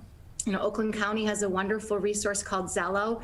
There's some things we require our students to do. And, I have sons myself, so I know some of them, they don't take it seriously and they just click, click, click to check it off the box. But we really say, invest in yourself. Use this as an opportunity to really get to know yourself and do these career surveys. So we're pushing hard to help students take it seriously, but we know there's a maturity aspect as well, that you're just young. How do you know? But we also know statistically that students are changing career pathways, or adults are changing career pathways. I've changed careers, many of us have. So it's not like our grandparents' generation where wherever you started that first job, you worked your 30 years and you retired. So there's that flexibility and pivot, which I think we're working hard with in schools and in colleges to help our students. So what are you seeing this year compared to years past about how some of these students are going about getting into college? Is community college more attractive right now? I see a much more openness to considering the community college, yes. And I think we've also, we've got some hidden gems right here in our community with awesome community colleges. And they've worked hard to have transfer programs with our 4-year universities. There are certain majors that it's hard to start off at the community college because you have classes that build upon each other. So we always tell our students, if you know what you want to do, you always check in with that 4-year university. If you decide to pursue the community college first, make sure that you have a very carefully thought out plan so that you, in trying to save time and money, you don't end up actually hurting yourself. But I think there's a more openness. I think what's happened as well, Ronnie, we know that many parents that graduated that are in my age, maybe 10 years younger than me, that have children that are going through this process, they're still paying off their own student loans. So I think years ago, there wasn't maybe the willingness to consider the community college as a viable option, but I think families are seeing, hey, I'm still paying off, not me, but many parents are still paying off their student loans, and they're like, we need to rethink how we do this. So I think I see students refreshingly chasing merit, trying to be rewarded for their grades, and just staying open-minded until they get their financial aid package from each college and then making a decision. And I tell students, when you go on the college tours or you visit, don't go into the bookstore, take a look around, but don't buy that sweatshirt yet. Wait until you know with your financial mind what makes sense for you before you get too emotionally invested in a college. See the final numbers. And how are they doing college visits right now? It's a little bit different than 2-3 years ago. Yeah, right? You know, I mean, by this point, a lot of our juniors would have already been on college campuses. That's what we would be saying for spring break. But colleges are opening up. We are finding that more and more colleges are doing restricted, smaller numbers of tours. All of the colleges now, by now, a year later into our pandemic, have beautiful videos. But as we know, that's not the same as getting up on a college campus. You know, the tours that are on the websites, they're polished. They're, you know, the most beautiful buildings and polished everything. It's all marketing. So we really need kids to get up on the college campus and walk around. I don't know of any campus that wouldn't let you, as long as you were, you know, following their protocol of wearing a mask, that would not let you walk around campus. There's a lot of self-guided tours that are available from their websites. And then, you know, if possible, and you're outside, talk to students that are there. They're going to be honest about what they love and what they don't love. But you're right, it's been a challenge right now for students to get up on campus. So we know that there's been a big push recently with the state of Michigan to try to offer free scholarships to frontline workers, but also older Michigan residents to at least get them their associates. Do you have any students, or do you see a trend where students are starting to get interested in more of these trade schools, or is it still pretty much that 4-year typical college education? Yeah, I'm glad you brought that up. So we know in the state of Michigan, there's going to be a crisis to some extent with the lack of skilled trades. And so we always, as counselors in our building, are always talking about let's make sure we throw that into the mix, consider the trades. You know, we do some comparisons of salaries versus this 4-year degree versus, you know, get into the trades and you can be paid day one, you get benefits, all of that. So following those dreams, I do see a little openness, not as much as I'd like, you know, but we're plugging away. We know there's a huge job demand, and we know that many of those jobs are going to make a lot more money than some of our 4-year degree. Now, again, you've got to be passionate about it. You've got to be something that you want to do. But I do see that, you know, kids now are coming around and saying, hey, can we talk about this? Let's talk about the skilled trades. And I'm working on trying to get someone in to talk to our students about ways that you can do that. So yeah, it's definitely something that we put on the table. Noelle Essig with us. She's the college and career counselor over at West Bloomfield High School. And with that side, recruiting is a little bit different now. So how is that going to try to get some of these students interested, or at least open their minds to industries and careers maybe that they didn't know about, that if you had one of those typical career days or career fairs, they would be on site to be able to speak with students one-on-one? Yeah, I do miss the field trips. We were doing a really nice job of taking advantage of things in our area and, you know, getting buses of students and taking them on site.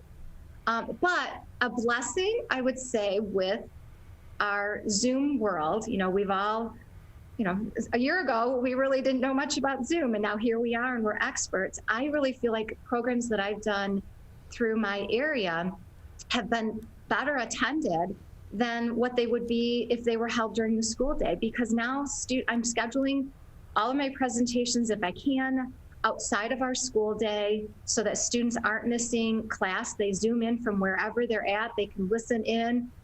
Even our parent presentations we're doing via Zoom. And I know myself as a busy mom, you know, I can listen in from my phone as I'm waiting to pick up my child from practice. So I think that we've turned a positive opportunity to being able to Zoom in professionals from all over the United States and have them right here where our students have access to them and asking questions, where before our mindset was, oh, that rep had to come into our building.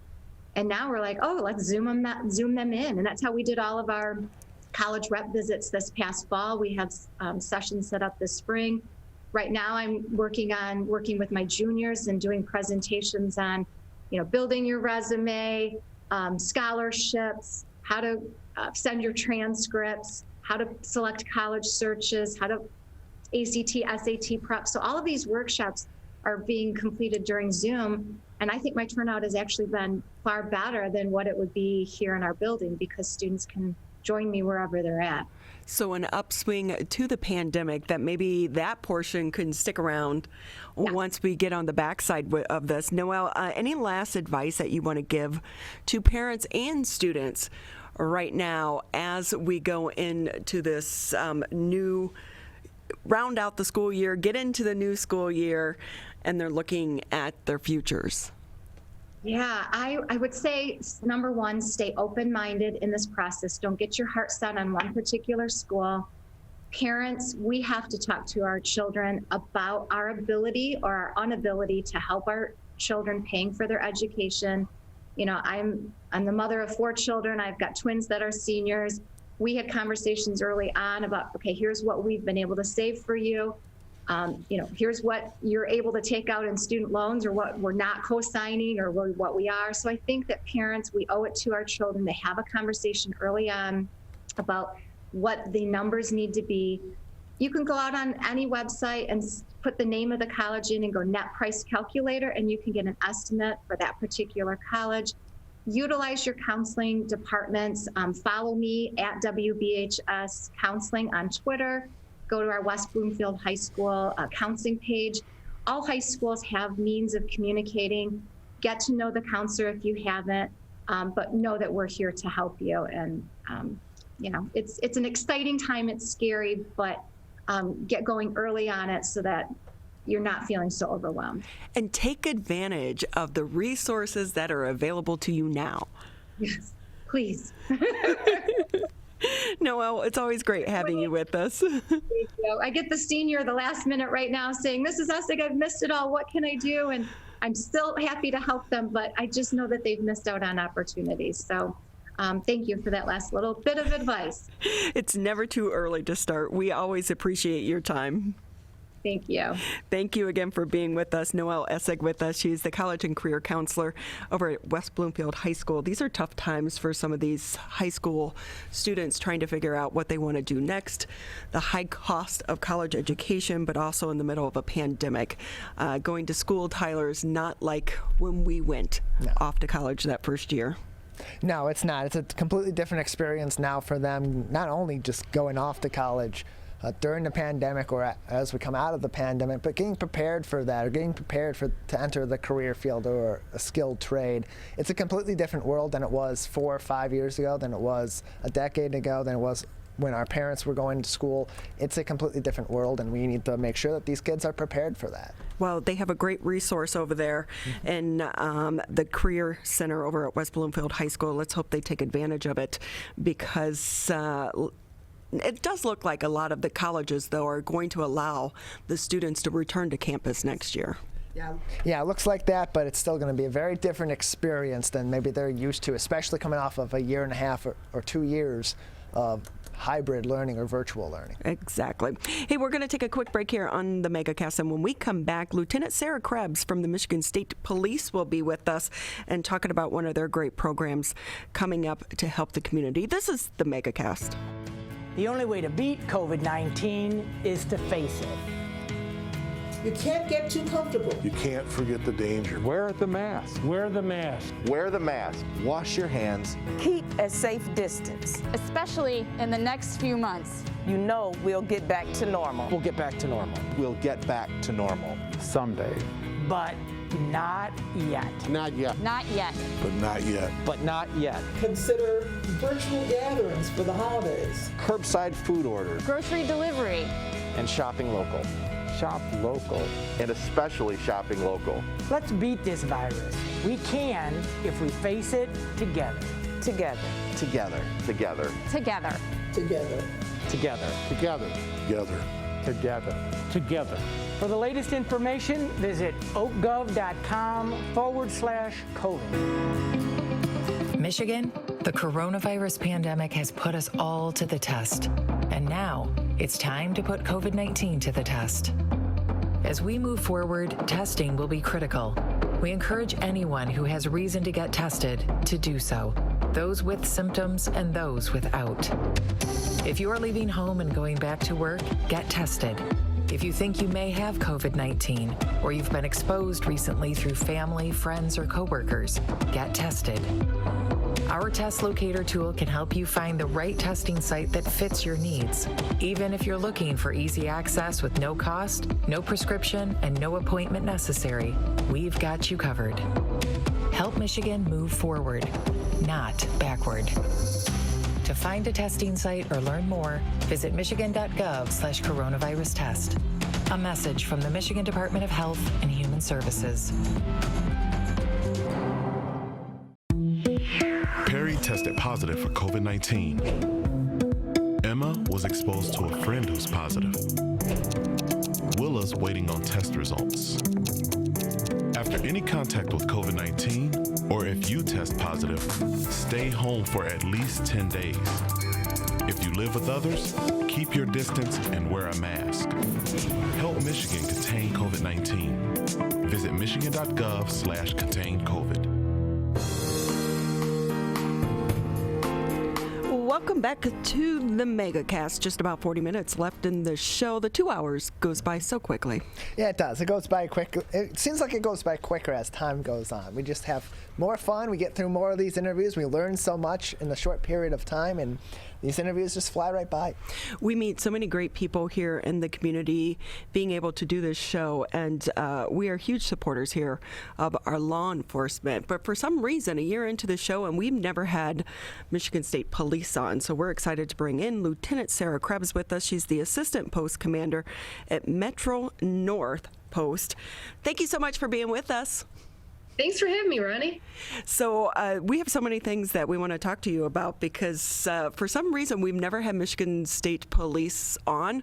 We talked to West Bloomfield, Kegel, Orchard Lake, Sylvan Lake, all of them like Oakland countless times. Yeah, so we're excited to have you with us. But if we can, I want to kind of start out because I saw a Facebook post about a great event that you guys you have coming up, which is also a sad event that we even need to still be having this. But April is Sexual Assault Awareness Month, and Michigan State Police have an initiative going on right now, Purses with a Purpose.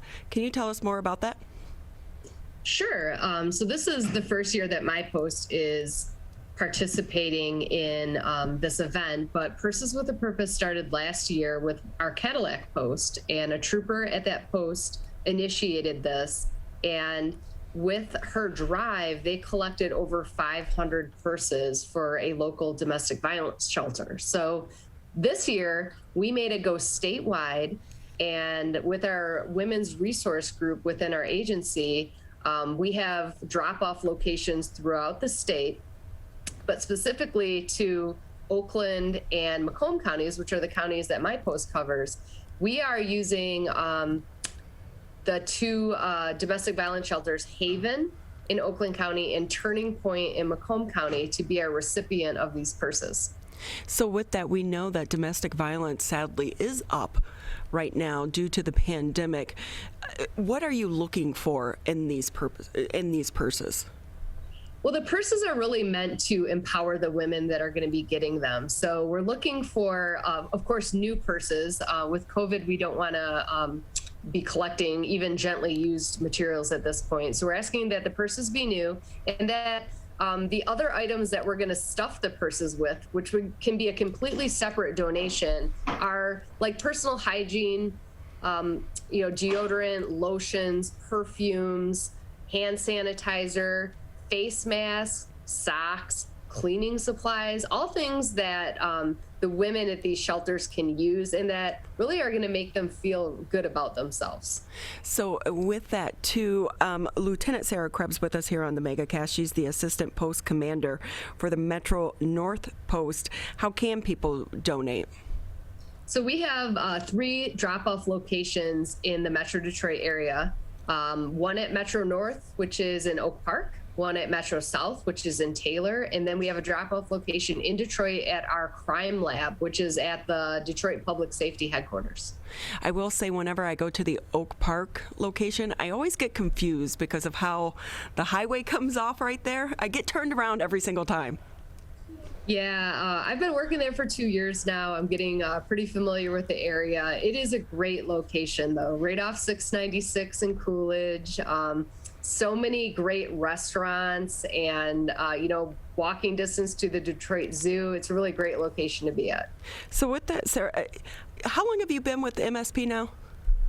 20 years, if you can believe that. So you were just like in junior high when you joined, right?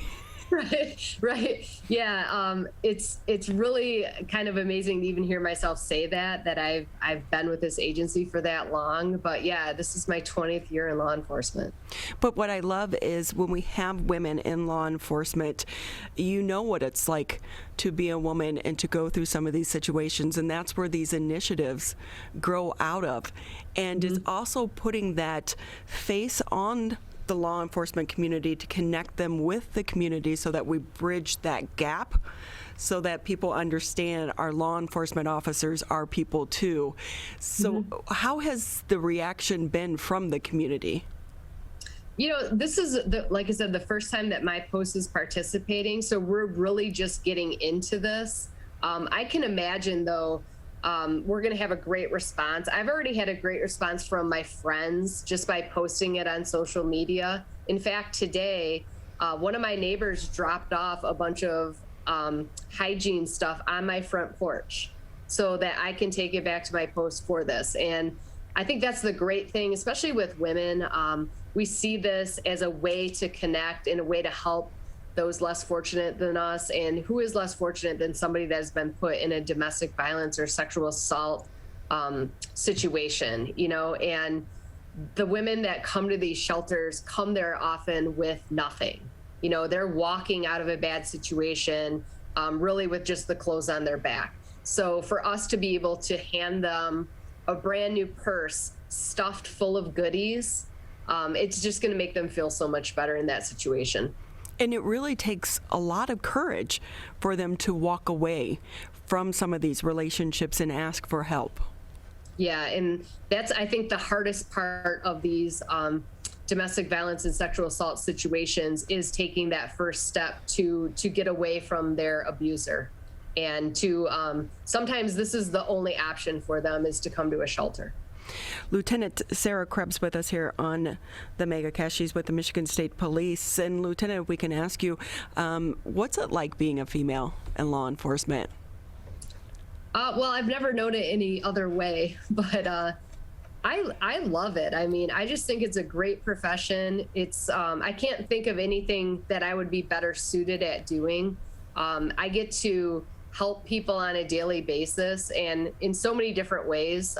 Probably the best is to give families justice and answers, and in no other profession, maybe other than being a attorney, like a district attorney or prosecutor, can you do that? Can you not only help a person out of a bad situation, but sometimes get them into an even better one? And I love it. It's it really suits me. So can you tell us about some of the career opportunities within Michigan State Police? Because so many people think state police, all you guys do is ride the highway and give out tickets. And I'm always like, no, they do so much more. Yes. Yeah, if you're going to allow me to talk recruiting, MSP has so much to offer. We have civilian positions, we have enlisted positions. We do so much. We run the Criminal Justice Information Center. We have an IT division. There is so many different opportunities out there. And what I love is we are across the state. So we're not, patrolling, say, one jurisdiction our entire 25-year career. If you want to move across the state, you want to go to the UP, you want to fly a helicopter, you can do that. We have so many different specialty units. Even in my own career, I've worked everything from, writing tickets on the freeway to working organized crime, working violent crime, working missing children, abductions. I'm a forensic artist. I've been doing that for almost 20 years now, where I draw the bad guys. I've just been able to do so many different things within one career. It's great. So we just, right before you came on, we had the career counselor over at West Bloomfield High School and talking about, students right now are getting ready to go into college and looking into some of these different careers. And I think sometimes they overlook law enforcement because they just have that thought process of what they see on TV or seeing, someone in the scout car where there are so many other opportunities available. Yeah, and we have a crime laboratory, which is a totally different set of schooling. And I think people really need to think of that. If they have an end goal and it involves law enforcement, it doesn't exactly mean that you need to get a criminal justice degree. By getting a criminal justice degree, you've kind of pigeonholed yourself into, hey, I can only do this. I actually got an anthropology degree because, just coming into this, you don't have to even have a degree. You can have a high school GED to be a trooper, which is great because it allows us access to more people. But if you do have a degree, I can tell you it definitely opens more doors for you. And for our promotional process, it definitely helps you. So I'm not trying to advocate to not get a degree going into law enforcement. It definitely helps. But, with my anthropology degree, that opened so many doors for me with my forensic art. I always tell everyone, if you pick up one skill, learn a foreign language. That would be a great set of advice. Even in law enforcement, our bilingual troopers do a lot of translating for us. We do have a lot of situations, interviews, traffic stops, where we're speaking to somebody that English is not their first language. And it really helps to have language skills. Google Translate only goes so far, Tyler.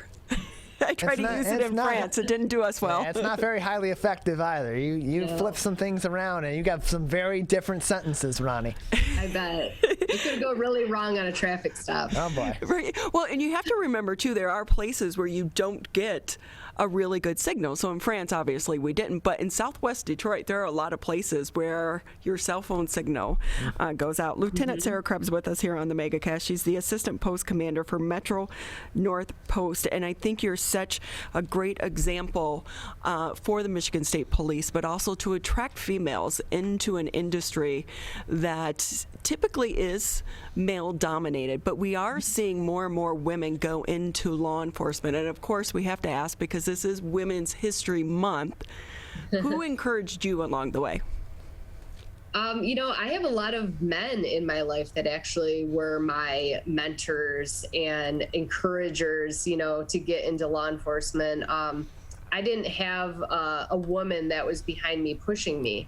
But in my career, I have had so many great role models that have been women. As you know, our last colonel was a female, which, that's as high as you can go in our department. And right now, our number 2, Lieutenant Colonel Diener, is a female. So we have a lot of really good role models within our own agency, and even myself, I've now gotten to the rank of lieutenant, and it took me 18 years to get there. But, I've done that because I've watched other women that I've worked with attain those high-ranking goals, and it set a bar for me that I wanted to make. Lieutenant Sarah Krebs with Michigan State Police. She's the Assistant Post Commander, Metro North Post. Before we let you go, anything maybe I didn't ask you about that you want to add to let people know? Just with Purses with a Purpose, if you would like to donate to us, it is a great cause. And again, we're taking new purses and comfort items like candy, socks, masks, toiletries. I always like to say, things that make a girl feel good is what we want to put in that purse. I love that. I absolutely love that. And I should say, too, I know that when I go out on the streets with Brother Joe in Detroit, one of the things they always need, too, bras, like sports bras for women. We kind of forget about that. But it's a great program that you guys are doing, and I think the community is really going to appreciate it as well. So stay safe out there. It's always great talking to you. I will. Good talking to you. Have a great day, guys. Hey, Lieutenant, before I let you go, I was telling Tyler, I think the first time I interviewed you was all the way back in Lansing when I was a one-man band. I was just starting out. And I think it was a cold case you were working on at the time. Probably. I spent many, many years of my career working cold cases. And that's, unfortunately, it's one of the things I miss. That was a great run for me. Oh, well, you've done amazing work for the Michigan State Police. We're so lucky to have you. Thank you again for your time. Thanks for having me. Again, Michigan State Police, Purses with a Purpose. Please take a little bit of time and donate. Help some of the people in our community because we know domestic violence is up right now due to the pandemic. So we want to help the women that have the courage to walk away and seek help. So we're going to take a quick break here on the Megacast. Just about 20 minutes left in the show. And when we come back, our good friend Suzanne Levine from the Greater West Bloomfield Chamber of Commerce will be with us. Hi, I'm Dr. Faust, the Medical Director for the Oakland County Health Division. The most important thing you can do to prevent the spread of illness is to wash your hands thoroughly and often. Follow these 6 easy steps every time you wash your hands. Step 1, turn on the sink and wet your hands with warm water. Step 2, apply soap to your hands and lather between your fingers, under your nails, and the front and back of your hands and wrists. Step 3, wash your hands by scrubbing them together for at least 20 seconds. Step 4, rinse your hands with warm, clean water. And step 5, dry your hands with a clean cloth towel, a paper towel, or hot air blow dryer. If you're using a cloth towel, make sure to change it often. For handheld faucets, turn off the water using a paper towel instead of your bare hand. Step 6, if you're using a paper towel, throw it away. Practice healthy habits like washing your hands after coughing or sneezing into them to keep you and others healthy. Go to oakgov.com/health or call Nurse on Call at 1-800-848-5533 to learn more. Michigan, the coronavirus pandemic has put us all to the test. And now it's time to put COVID-19 to the test. As we move forward, testing will be critical. We encourage anyone who has reason to get tested to do so, those with symptoms and those without. If you are leaving home and going back to work, get tested. If you think you may have COVID-19 or you've been exposed recently through family, friends, or coworkers, get tested. Our test locator tool can help you find the right testing site that fits your needs. Even if you're looking for easy access with no cost, no prescription, and no appointment necessary, we've got you covered. Help Michigan move forward, not backward. To find a testing site or learn more, visit michigan.gov/coronavirus test. A message from the Michigan Department of Health and Human Services. The only way to beat COVID-19 is to face it. You can't get too comfortable. You can't forget the danger. Wear the mask. Wear the mask. Wear the mask. Wash your hands. Keep a safe distance. Especially in the next few months. We'll get back to normal. We'll get back to normal. We'll get back to normal. Someday.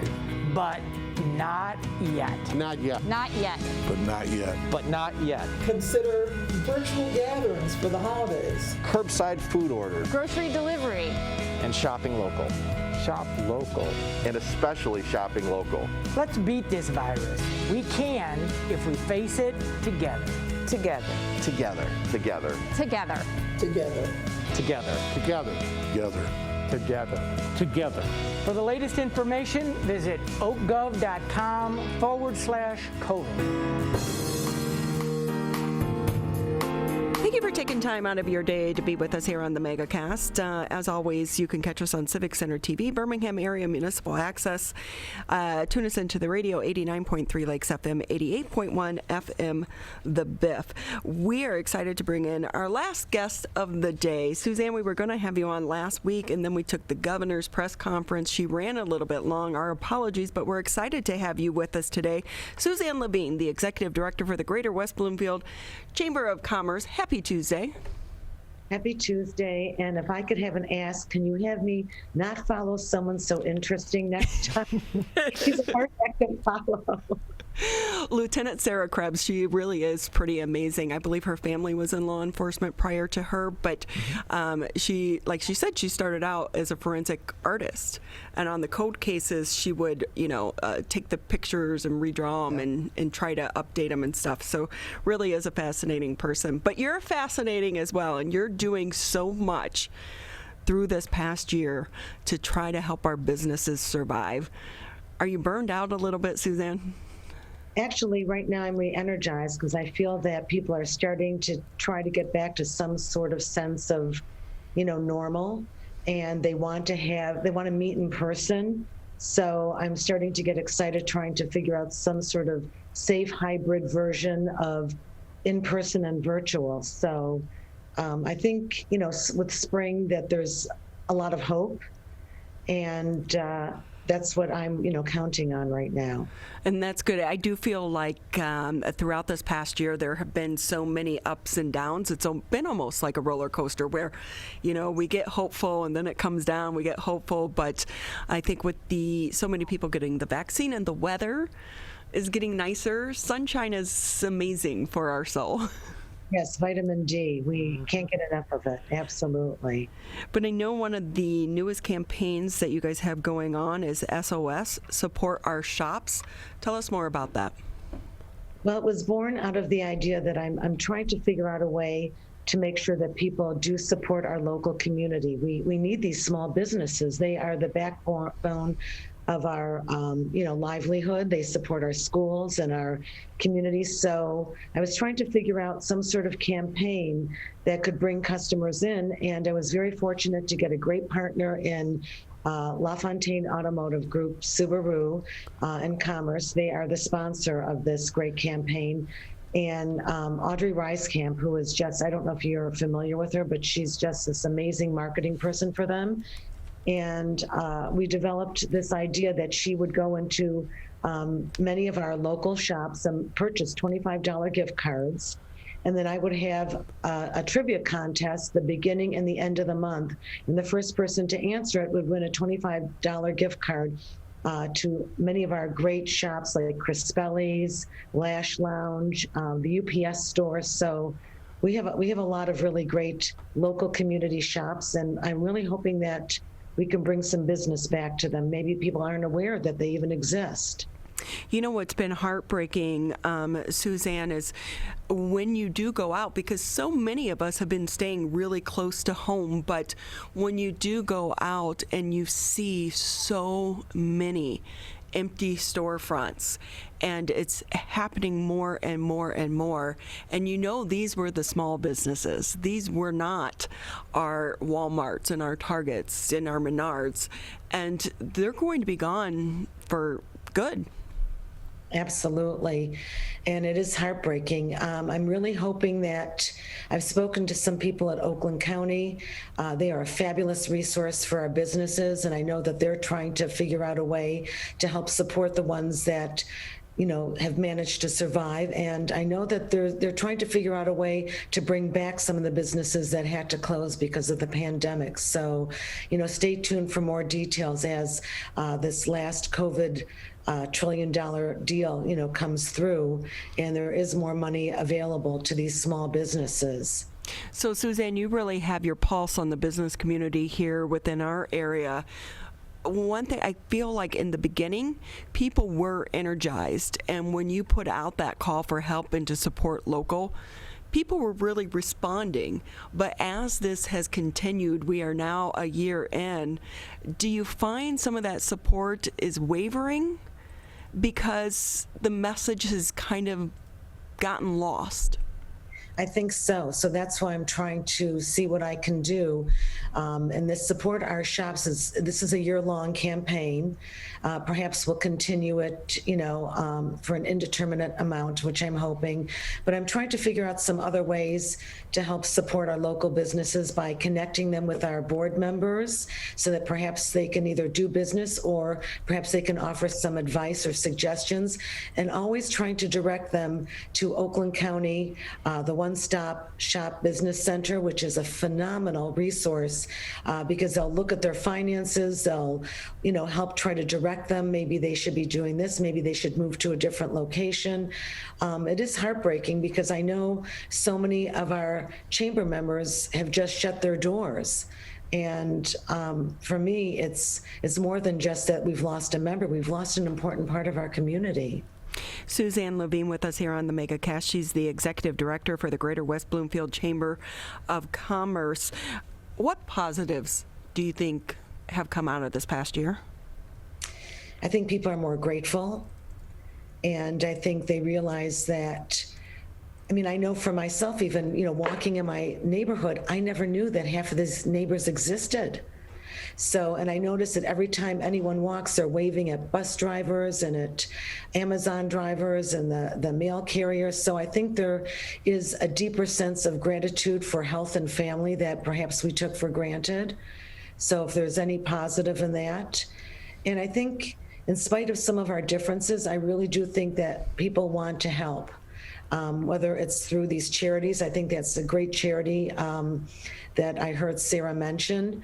I'm going to be, kind of cognizant of that because I certainly have a lot of samples of cosmetics and things that I could definitely donate. So I think it's just making people aware of what is going on in our community and how they can help, because every person can do something. You don't have to give thousands of dollars. There's one small act of random kindness that you can do to try to make someone's life better, whether it's a smile, even though you can't see through the mask, but you can see through your eyes. I know that sometimes when I go places, I'll hand out calendars or things that I've received, and people are so shocked. It's like, oh, what? Like, why are you giving this to me? So I'll make up something like it's a random act of kindness day, and they go, oh, okay. That's a good way to do it so they don't think you're crazy. That's right. A year into this, businesses that maybe have not taken advantage of the Chamber's resources, what do you want them to know? I want them to know that we are definitely here for them, that they can call me, they can email me, they can go to our website, westbloomfieldchamber.com, sign up for our newsletters and our e-blasts. We have so many networking events. I have one once a week, a virtual. I'm hoping to transition into more of a hybrid where they're in person, but we have great speakers. We had block advisors talk about taxes, which is kind of a scary thing anyway. We're having our own Eric Glick, who's an attorney, talk about wills and trusts, because it's something we really don't want to think about, but we really should, because you don't want to put your family in that position if something should happen. We have our senior resource group with our great partner, West Bloomfield Parks and Rec. So these are free resource classes for seniors from 1:30 to 3 o'clock, the third Wednesday of every month. And there's great information. They're not selling anything. They're just trying to give them some important information. We have our Business Innovation Generator, our BIG, where we also have great speakers. And we have our Women's Inspiration Network, where I get great female speakers on a variety of topics that are interesting and important to women. So these are all free classes. So anyone can hop in and, these are just things that the Chamber is trying to offer to the community to, maybe give them some information they didn't have, or maybe they can network with someone that they didn't know existed. Maybe they can do business. That's a great thing, because I will say, I think one thing, we all need to feel connected right now during these times because of this past year. It's been a challenge. I miss talking to strangers in line at Starbucks, or, just saying hi. And I want to say to people, no, I am smiling under my mask. And so this is a good way to be able to do that, and be a part of the community as well. And I also kind of bill myself as a business matchmaker.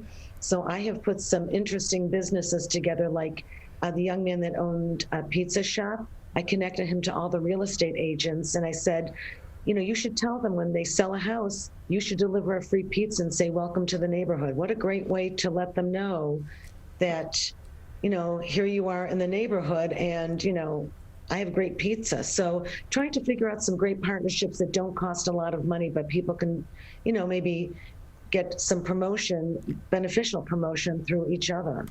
So we have spent the last year focused on so many businesses that are struggling. Which ones do you see right now are doing pretty well or even succeeding?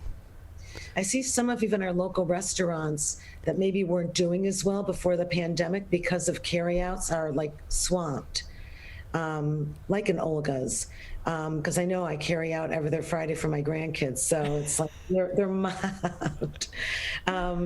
So there are some local businesses that have continued, and as the nail and hair salons were allowed to open, they are very busy because, as you know, taking care of yourself, especially as a woman, is really important. And if you don't feel like you look good, then it changes your whole attitude. So I know when they opened up, I think all of us were ready to just, go out and celebrate and break out the champagne. Right. But it has been funny. Oh my God, those first few days when they were reopened, they were so packed because they were fixing a lot of bad box. A lot of people hair Googled how to do their haircut, after the governor's suggestion. Yes. What was she thinking on that one?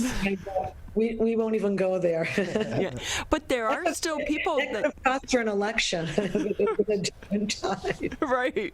But there are still a lot of people that don't feel so comfortable going out into the public or going into the salons. And so some of these businesses we think have fully rebounded, but some of them have not. And that's where I think, too, becoming a member of the chamber is a great way to reach out to maybe another business. What worked for you? Because, Suzanne, do you find that right now businesses are willing to share that advice, whereas maybe before they wouldn't because they were afraid of the competition?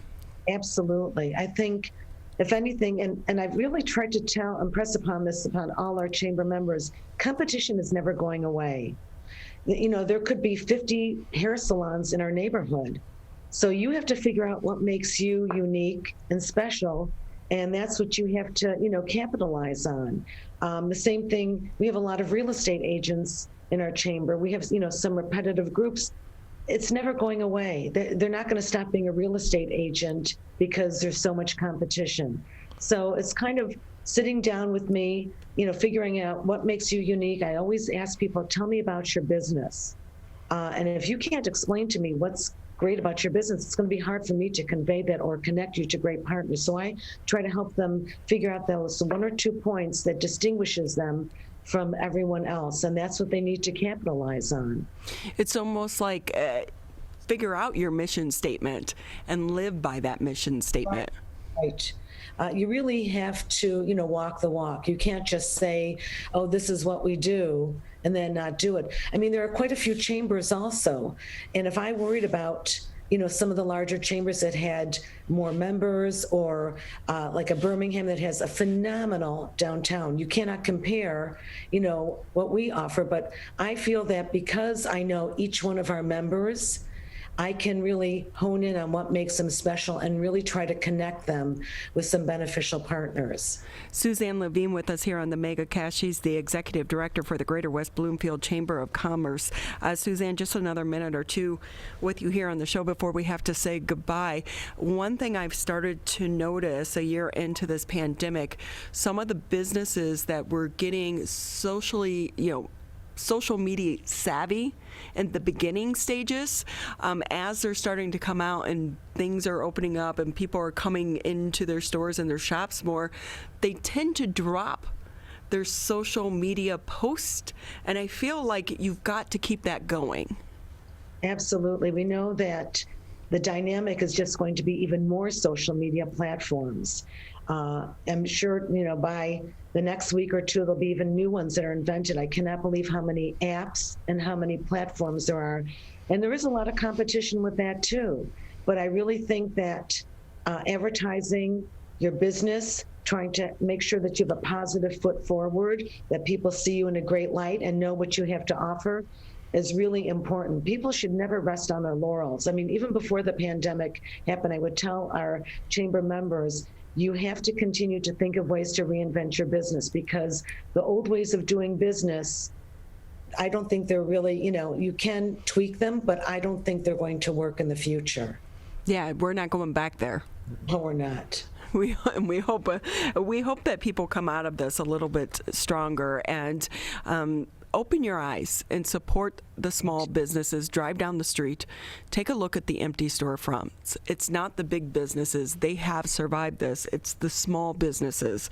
I've been surprised at just how many, Subways are closed. My husband wanted Subway the other day. Like, all of them nearby closed, and you're really having to seek some of these franchise and these smaller businesses out, and we need to continue to support them. So with that, Suzanne, tell us again where people can get more information on the SOS campaign. They can go to our website, westbloomfieldchamber.com. They can also sign up for our e-blasts and newsletters. It's on the right-hand side of our website, or you can contact me at wbloomfieldchamber@gmail.com. And I'm happy to even if you're not a chamber member, I'm happy to direct you to resources to help your business, survive, because we are, I hate, repeating sort of the same mantras, but we are all of this, blah, I can't even say it. All of us are in this together. So, let's try to help one another, because I really believe that it will come back to you in positive ways. Absolutely. And with this, it is Women's History Month. We want to honor you and say thank you for all the work that you're doing. Any woman out there you want to give a shout out to, or even a historical figure that you looked up to throughout your career? Wow, there's so many. I guess my biggest hero is my mom, who's been gone for quite a while, because she survived the worst of humanity, but yet was the kindest, most thoughtful, generous, open-minded person. And she really set the bar very high for me. So I miss her every day, but I would say that she truly was, the best mother, grandmother ever. So I miss you, Mom, more than words will ever say, but she gave me so much that, I'm so grateful that I was fortunate enough to be her daughter. And I'm sure she was proud of you. There are so many women we need to celebrate during this month as well. Suzanne, thank you again for all your time, but also for everything that you've been doing to try to bring our businesses together throughout the pandemic. Well, and thank you for all you do. I don't think people realize what an important service Civic Center TV, both of you, all of you really do for our community. So thank you again for all you do. Oh, we're happy to do it. We are so happy to do it. A year into it, Tyler. Yeah, 1 year. Oh, yeah. Well, that's going to wrap it up for today's edition. We'll be back here tomorrow, 10 a.m.